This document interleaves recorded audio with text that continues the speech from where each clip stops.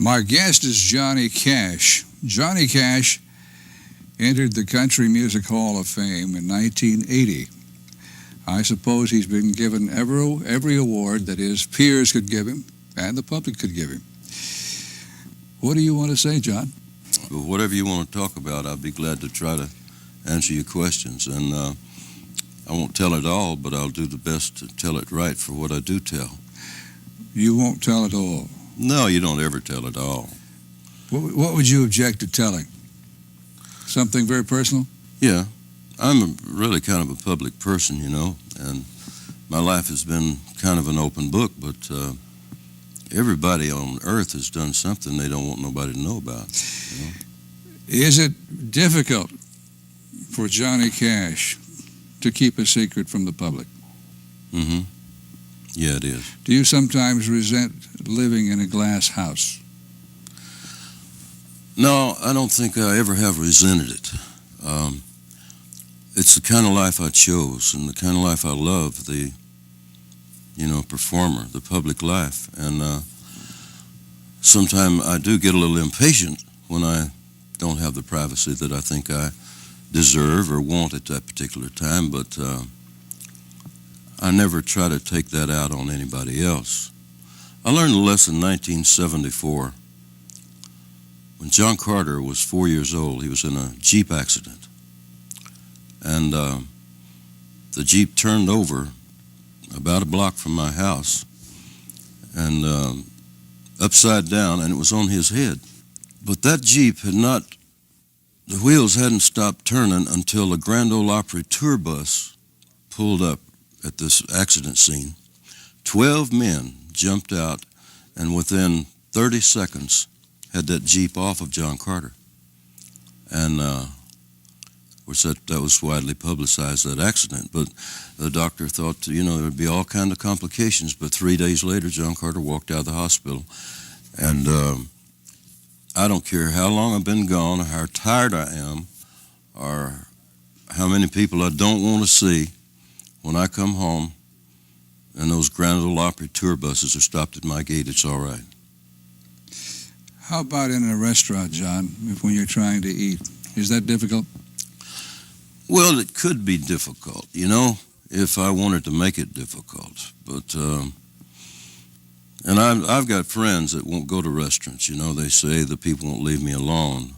I had one person tell me that I wanted to go eat somewhere, this entertainer, and he said, well, I don't like to go there. People won't leave me alone. And I said, well, I don't especially care for that part of it myself. I have a fairly high recognition factor myself, I said to him, but I like to go out to eat sometimes, and there's a certain amount of autograph signing, picture taking, and talking to people, meeting people, but then usually when the food comes, they leave me alone. John, do you ever worry about hurting people's feelings, the people that want an autograph, and in this particular instance, you really don't have time? Mm-hmm. Yeah, I worry about hurting their feelings because I remember when I was a boy and a country music show came to my hometown, I still talk about the minute that I spent talking to Charlie and Ira Louvin and Eddie Hill. I still talk about that. It was one of the big moments in my life when I said something to Charlie Louvin, and I think he asked me where the restroom was, and I showed him. And that was really a big deal for me to have that few seconds with Charlie and Ira Louvin. And I think about that quite often, that maybe those people that have come to that show, it might be the only show they've seen this year, and they've never seen me, and it's really important to them that they get to say something or touch or autograph or something when I come off of that stage going to my bus. And I try not to run by them all the time, even though the police might be trying to get me out. I try to stop and shake hands and maybe sign a few autographs, and I can't always do it all. And it bothers me that I leave somebody standing there that want it and I can't do it. Yeah, it bothers me. John, you used to listen to the Louvin brothers and Eddie Hill on the Memphis radio. Mm-hmm. What was it, WMPS? Right. I read that in your book, and You mentioned a story about some soda crackers and Charlie Leuven. Would you tell us that story? Well, that was the conversation I had with Charlie Leuven. I said he was eating a cracker, and I wanted to talk to him so bad. Ira was at the box office, and Charlie was standing right there by it at the little Dice Theater at the school. And I walked up, and the first thing I said to him was, "Are crackers good for your voice?" 'Cause I wanted to be a singer, you know. I thought, here's a singer eating a cracker. I thought maybe that was his secret. And he said, "No, they're good for your belly if you're hungry." So we had a little laugh over that, and then he asked me where the restroom was, and I showed him. Then I stood there by Ira for a while and just watched him. I was kind of afraid I'd say something stupid if I said anything else, so I didn't. But consequently, didn't you, after that, eat crackers a lot? I ate them all, every time I get my hands on them. I still eat a lot of crackers. How old were you when this occurred? 14. John, I want to ask about your operation. I think the world knows that you had bypass surgery some 9 months ago, which would have been when? Christmas, 88. Did you spend Christmas in the hospital? Mm-hmm. Yeah, it was not a very Merry Christmas for me. That was when I was getting pneumonia, and that was the rough part. The surgery went fine. You know, I haven't had a pain. Excuse me, Mike. I haven't had a pain since the operation, but then I got pneumonia, and that was really hard because they made me cough all the time, you know, to try to clear that up. But you know, people who know you and love you want to hear about your operation for about 5 minutes, and people who casually know you want to hear about it for about 2 minutes, and people that don't know you don't want to hear about it at all. So are you sure you want to talk about my operation? Yes, I do. All right. Why do you think, or why did your doctors tell you you had to have bypass surgery? Well, the main artery for my heart was 90% clogged, and I'd been really feeling lousy and having spells where I was weak and fainting and trembling, sweaty, you know. And so I was in Bristol, Tennessee, and Waylon had gone in, had bypass surgery. And I went to see Waylon, and I was sick, standing there waiting to see him, and my doctor said, "You need to have arteriogram, angiogram," and so I did. I said, "Don't you find anything, because I'm going to Jamaica on vacation." Well, after they did that on me, he came back into the room, and he said, "Now, who do I call to cancel your reservations to Jamaica?" I said, "That bad, huh?" And he said, "That bad." So they operated and bypassed that artery, and right now I'm running wide open. I don't have my energy level back 100% yet, but like I said, I haven't had a pain, and I've been doing a lot of work. Your sister Reva expressed to me the fact that you went back to work too soon. Mm-hmm. I did. After coronary bypass surgery, it's, you know, you don't really know when you're going to feel like going back and doing a full load of work. Well, that was Christmas, 88. In April, I took a 21-day tour to Europe, and I wasn't ready for it, but I didn't know that. Because I still don't have that energy level totally back 100%. Some days I have it all day. Some days I lose it about the middle of the day, and I usually rest in the afternoon, you know, for a couple of hours. But that European tour in February, I missed one date because of what we thought was a blood clot in the leg. As it turned out, it wasn't so much a clot as it was a muscle spasm from walking. Because from the time I got home after my operation, I walked religiously every day, you know, for a mile or 2 miles, and I really forced it a couple of times when I didn't feel like it, and the muscles kind of clamped up. So they put me in the Paris hospital with all kinds of doctors around trying to figure out if it was really a blood clot or what, and then they decided it was, and so told me I had to cancel the rest of the tour. But then I went to another doctor when I got to London, and he said it wasn't a blood clot, so I went ahead with the tour, and I've been fine ever since. That's the only health problem I've had since December 88.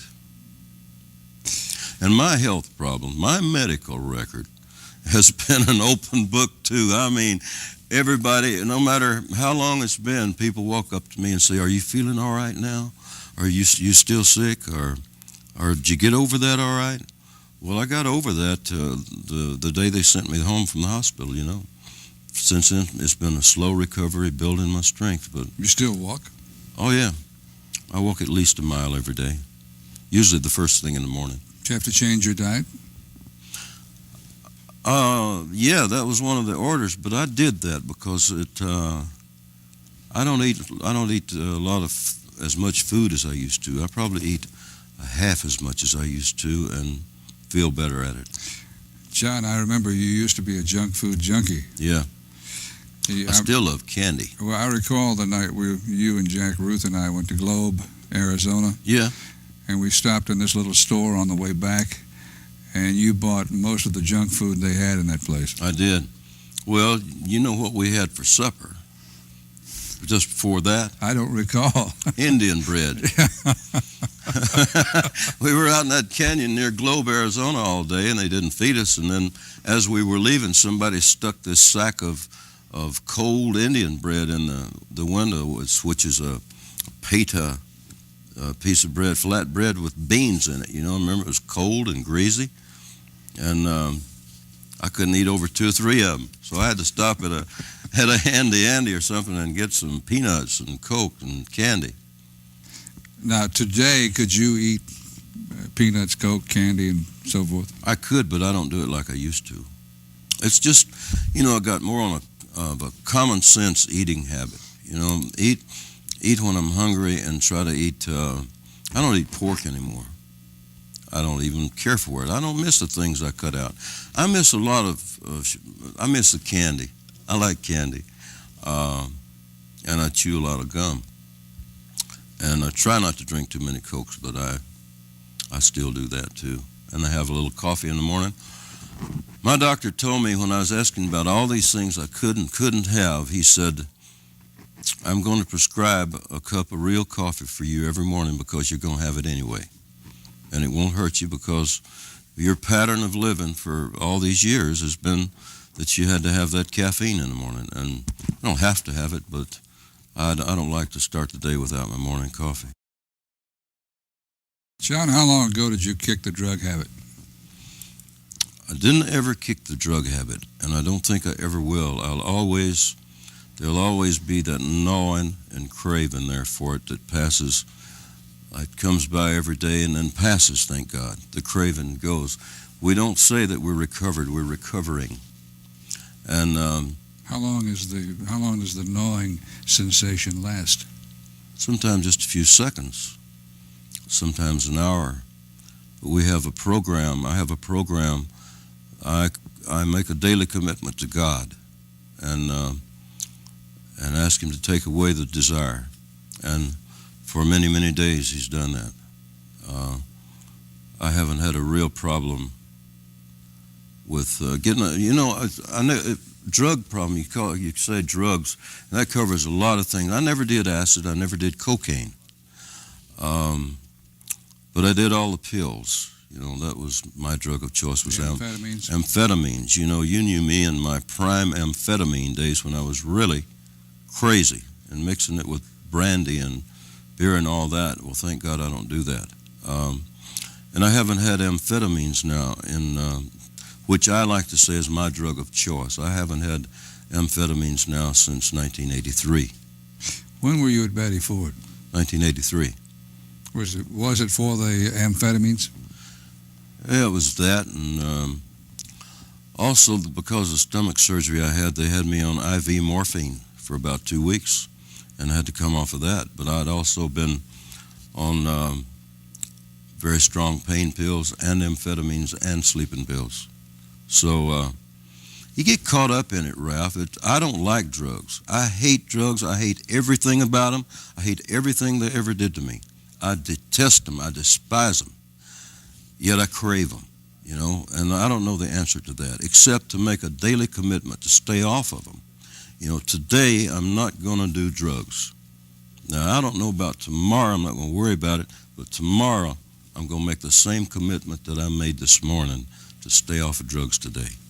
How do you work your way through that hour when it's tugging at you? Well, I pray, or I'll talk to somebody that I know is solid, straight, clean. If I'm in trouble sometime, I'll call Waylon, and I don't even have to talk. I say in trouble, if I'm craving or something, or I think I'm going to be tempted when I go see this certain person or do this certain thing, I'll call Waylon or somebody that is recovering too. And I may not even talk about the problem.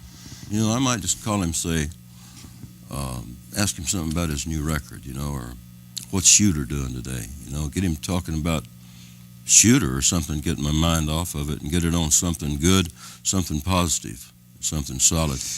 Do any of your old friends who know how you are offer you pills as a goodwill gesture? No. It doesn't take them long to know that you don't take them.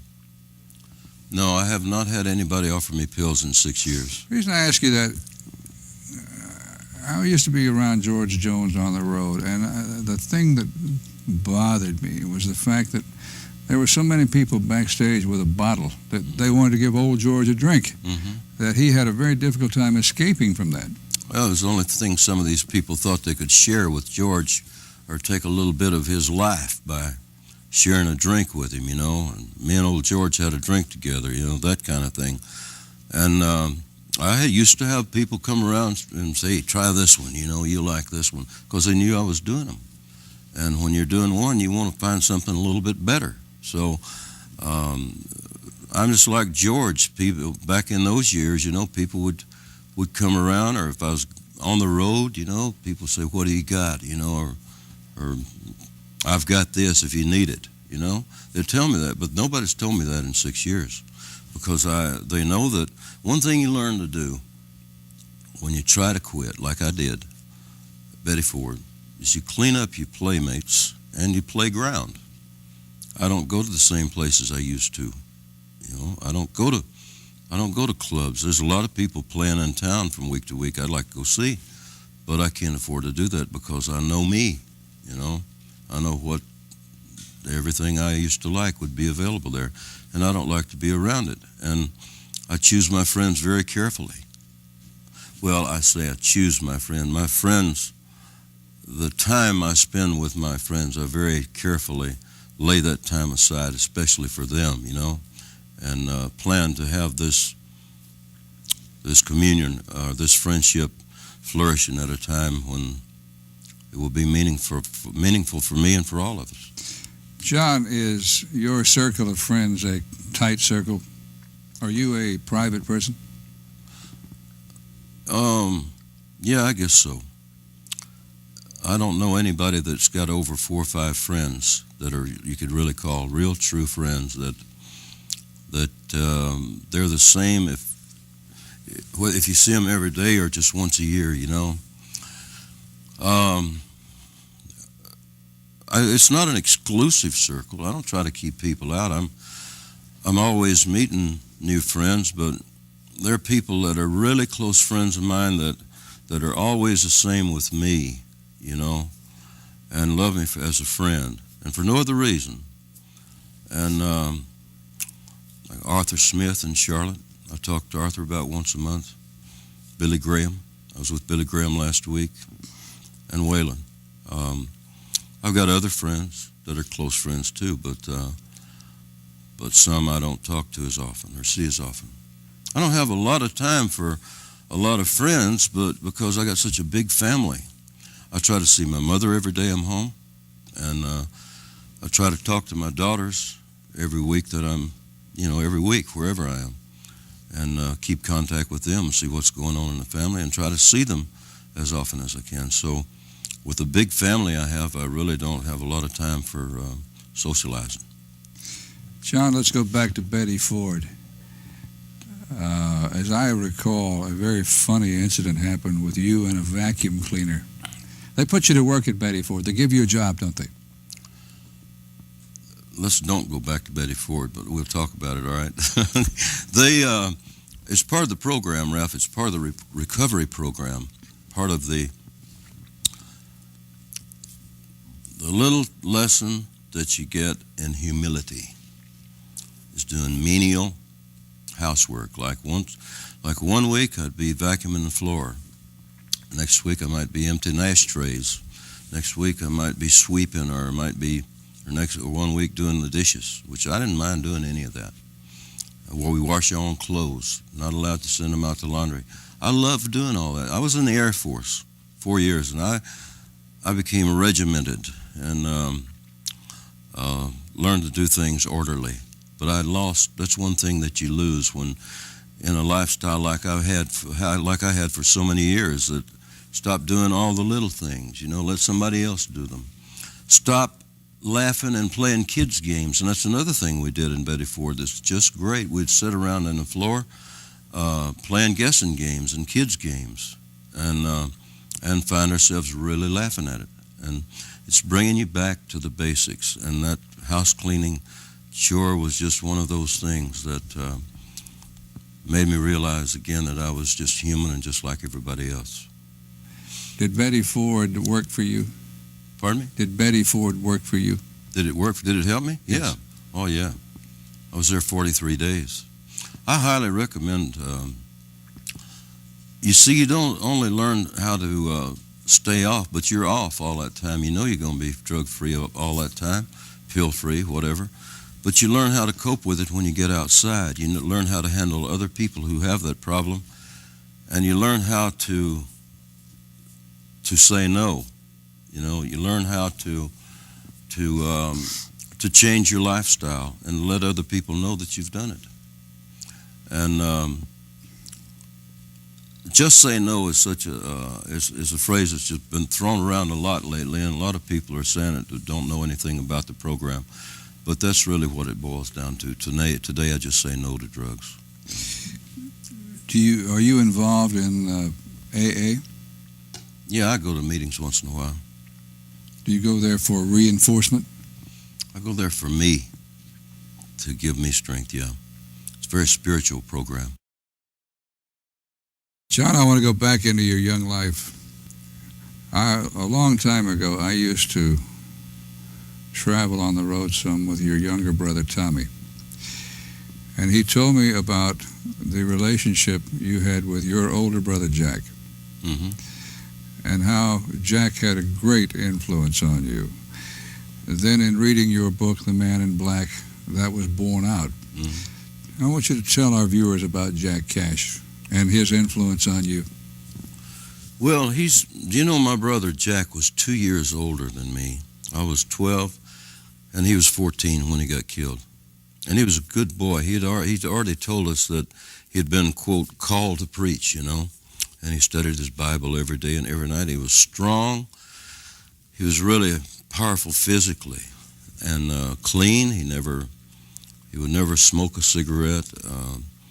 His language was clean and never said dirty words. He's always kind of been my role model that I would have liked to have aspired to being. I would like to be like my brother Jack. And I don't especially remember anything that he ever said that's had any lasting effect on me. I just remember the kind of boy he was, the kind of life he lived that has always, over the years, time to time, my mind would take me back to my childhood days and to him, and to what he was and what I thought he would be now. When I dream of him, it's the strangest thing. I'm 57, and when I dream of my brother Jack, he's not 14, he's 59. Every time over the years I've dreamed of him, he's 2 more years. I dream of him now as having gray hair and kind of chubby, lined face, looking 60 years old. It's really strange. Like, you usually dream about somebody.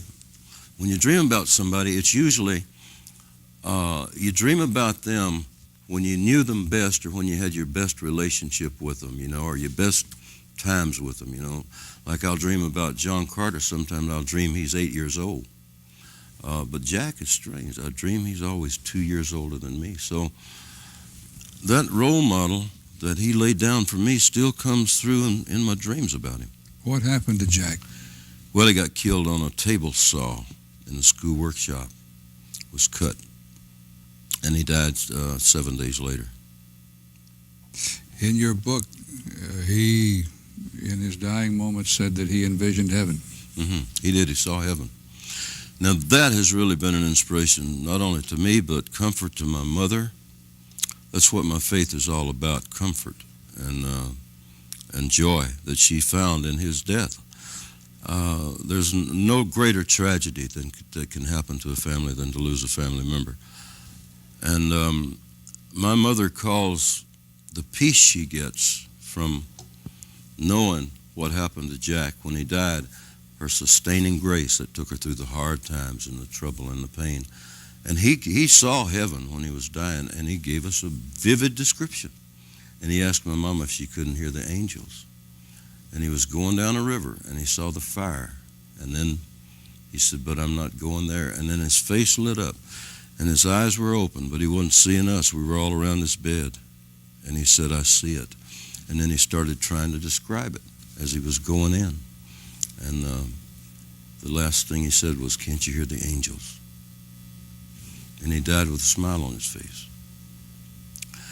And that's really been an inspiration to me over the years. John, this is pure speculation.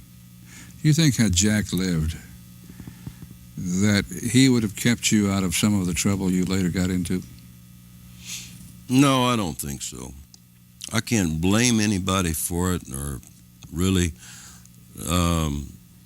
credit anybody for me being alive. It's something only I can do. I was influenced by June, by my mother, by everybody, but it all boils down to the fact we have free will. We have God-given free will.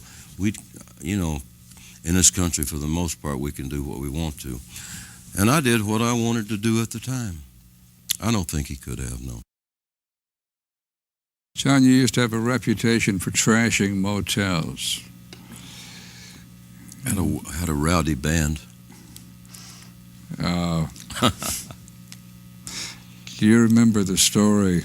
I think I first heard it from Gordon Terry, of moving the furniture in and out of the rooms in the hotel. Yeah. Well, once I started that kind of thing, everybody else got caught up in it, and I got blamed for all of it. But I only started it. But we did. We moved the furniture out and set up a room in the hall one night. And then there was a time that somebody painted the room black, including the television. Then there was another time that I bought 500 baby chickens, and we turned them loose in the room and had the bellman go buy chicken feed and bring to the room. And yeah, we did a bunch of rowdy stuff like that. That was in the late 50s and early 60s. Childish things we did. But I didn't do it all, Ralph. So don't accuse me of it all. I didn't do it all. You did some of it. I said I started it, and then they did it. Who is they, John? Well, I ain't going to name them. You named one already. Well, he was a member of your band at one time. Wasn't Gordon, yeah, Gordon Terry was. There was Gordon Terry, Marshall Grant, Luther Perkins, and Johnny Western, W.S. Holland. But not all those guys did that kind of stuff. But you were the boss. I was the boss? Mm-hmm. Well, yeah, I guess so. But still, when you're on the road with these guys day after day, it's like family, You get to be friends, And we were young, full of vinegar, and we were doing things like that. Were you bored? I think so. I think boredom is really what brought it all on, and having too much energy and not channeling it in the right direction. Yeah, boredom had a lot to do with it. It's very boring out there on the road. It's that 2 hours on the stage is all we live for. The rest of the time is really a drag. Is it boring because you go through the same routine day after day? Yeah. Out on the road? Yeah. Yeah, the only thing different on the road is the different audiences and the stages, and getting to do that again, and hearing that applause. You got to have a lot of ego in this business, and I guess I've got mine. And that's one thing they try to strip you of, treatment of your ego, so they can bring you back down to earth. Well, they worked on that, but still, you can't stand out there, center stage, in front of a spotlight, and not have some ego, like everybody's watching me. So David Niven, in his book, mentioned that actors and actresses have to have ego. He said otherwise it doesn't work. Do you agree with that? Yeah, right. And the audience understands that too, I think, They pay their money to see you. They want to see you act like that you're worth seeing. I don't have a lot of lights, and I don't have smoke bombs in my show and firecrackers and things like that. So what the people see is me, June, and the girls and the band. The accent is on the people and on the songs. And I love it as much as I ever did in my life. I love, if the audience is really with me, when I go and when I sing Folsom Prison Blues, I love it as much today as I did in '55. You can't separate me from the song. It's just me and the song and them. It really feels good. I'm visiting with Johnny Cash as we attempt to paint a portrait of the man through his own words. John, how did you meet Dr. Billy Graham? It was in 1970, and he called me, and he had been watching my show, and he said he would like to meet me, so I invited him to come over. So he flew over. He lives in near Asheville, North Carolina, and he flew over and had supper and spent the night with June and I. And then he asked me to appear with him on a crusade, so we did. We went to the Knoxville Crusade, and we've been close friends ever since. He's written parts of his last three books at our house in Jamaica. He likes to go there to write, and we spent several vacations together. He's a good man. He is what he appears to be. Has he been a help to you? He's been an inspiration to me. Billy is a friend like Waylon is a friend. People say, you mean you're friends with Waylon Jennings and Billy Graham too? Why not? Waylon is a very spiritual person. Anybody with a talent that he's got is a spiritual person. And as a friend, I tap that spirit in Waylon. And I know what makes him tick. I know what makes him mad. I know what makes him happy, And I know the things I like to talk to him about that I don't talk with anybody else about. And same with Billy. We don't talk about religion or the Bible all that much when we're together. We talk about life, talk about everything, whatever's happening. And Billy has been a great inspiration to me, and his friendship has been something I've leaned on from time to time over the years. And he's like the kind of friends that, like Waylon and Billy, are like my mother, regardless of what I've done, or they've heard that I've done. They're still the same to me. They still love me the same. And that's what, to me, that's what love is all about. Friendship is all about. Do you go fishing with Billy Graham? Yeah, I've been fishing with him 2 or 3 times. He doesn't care all that much about fishing, but we have been fishing together. We've walked on the beach a lot together, taking the morning walk on the beach and talking about whatever friends talk about. He's a very human person, very humble. A woman cannot walk in the room without him jumping to his feet, Like when a lady walks in the room, Billy Graham is on his feet. And Rosie and Roseanne, June's daughter Rosie and my daughter Roseanne, were with us in Jamaica. We were all sitting at the table, and they weren't in yet. And when they walked in the room, Billy scooted his chair back and jumped to his feet, and Roseanne said, "What's wrong?" I said, "Nothing, sit down." He was just standing up because you walked in the room. She said, "Oh, really?" That didn't have that happen very often. But he's a nice man. Does he ever preach to you? To me? No. Billy Graham doesn't preach to me. He lives it with me. He lives it. He's always anxious to give me any spiritual advice when I ask him. And I've tapped that source a lot of times, taken advantage of that friendship there. But He's never sat down and got preachy with me. No, he's not that kind of person. He doesn't do that to anybody. He wouldn't take a chance on offending anybody. You know, he loves everybody. He really does. So the chemistry between you and Billy Graham is very good. It's very good, yeah. Yeah, very close friends. He and his wife, Ruth, is a very close friend, too. John, how do you feel about burning the flag? Do you feel like we should have a law against burning the flag? An amendment, if you will? Yeah. Yeah, I do. When I see somebody or hear about burning the flag, I think about the time that June and I went to Vietnam in 1969 and saw the burning flesh. The boys coming in from the helicopters on the stretchers with the flesh burned, falling off from the napalm on them, on their bodies. And you never forget the smell of that. But anyway, back to the flag. I think of that, whether the Vietnam War was right or not, there are a lot of people who sacrificed their lives for it, and their time, and their brains. And whether or not we were right in being there when we went, that wasn't the issue. It's that Americans were there dying for me and dying for that flag.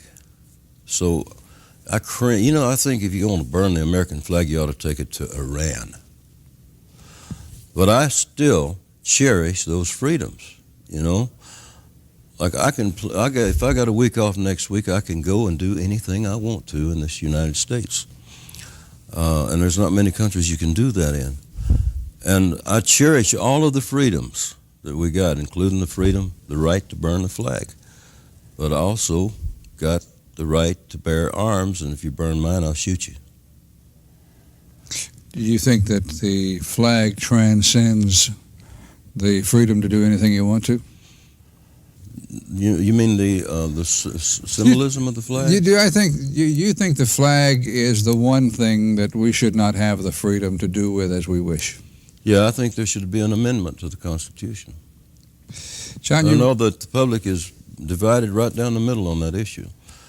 But that happens to be the way I believe. John, you wrote a song once, and I think you may have written it while you were in the Air Force, called Ragged Old Flag. No, I wrote that in 1975. Did you? Mm-hmm. In Binghamton, New York. I saw you do it on the 4th of July several years ago at Myrtle Beach, South Carolina. And the wind was blowing in off the beach. The flag was unfurled, and it was most important. Could you do it for us right now? Ragged Old Flag. Mm-hmm. I walked through a county courthouse square, and on a park bench, an old man was sitting there. I said, "Your old courthouse is kind of run down." He said, "No, that'll do for our little town." I said, "Your old flagpole's kind of leaned a little bit, and that's a ragged old flag you got hanging on it." He said, "Have a seat," and I sat down. "Is this the first time you've come to our little town?" I said, "I think it is." He said, "I don't like to brag, but we're kind of proud of that ragged old flag. You see, we got a little hole in that flag there when Washington took it across the Delaware. And it got powder burned the night Francis Scott Key sat up watching it right in Say Can You See? Got a little rip in New Orleans with Pakenham and Jackson tugging at its seams. It almost fell at the Alamo beside the Texas flag, but she waved on, though. It got cut with a sword at Chancellorsville. Got cut again at Shiloh Hill. There was Robert E. Lee, Beauregard, and Bragg, and the south wind blew hard on that ragged old flag. On Flanders Field in World War I, she took a bad hit from a Bertha gun. She turned blood red in World War II. She hung limp and low by the time that one was through. She was in Korea, Vietnam. She went where she was sent by her Uncle Sam. The Native American Indians, the blacks, the yellow, the white, all shed red blood for the Stars and Stripes. And in her own good land here, she's been abused.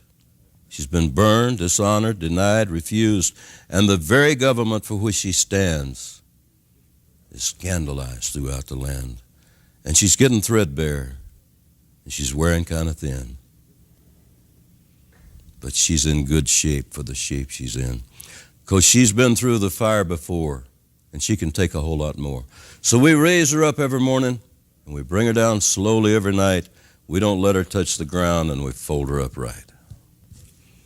On second thought, I guess I do like to brag, because I'm mighty proud of that ragged old flag. That's beautiful. Why did you write that?